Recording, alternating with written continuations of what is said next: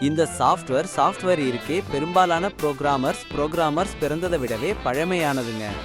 இதை ஆஃப் பண்ண துணிஞ்சவங்க ஒருத்தரும் இல்லை.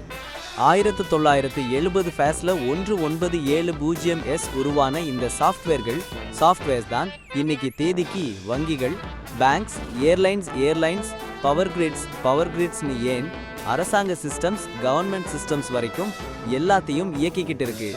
இவ்வளவு காலம் உழைக்கணும்னு அதுக்கு எழுதினவங்களும் நினைச்சிருக்க மாட்டாங்க.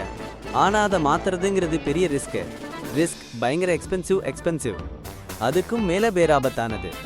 இதுல என்ன ஒரு சிக்கல்னா, இதை எழுதின அசல் ப்ரோக்ராமர்ஸ் எல்லாரும் இப்போ பென்ஷன் வாங்கிட்டு ஓய்வுல இருக்கிறாங்க. இல்லைன்னா இந்த உலகத்திலேயே இல்லைங்க.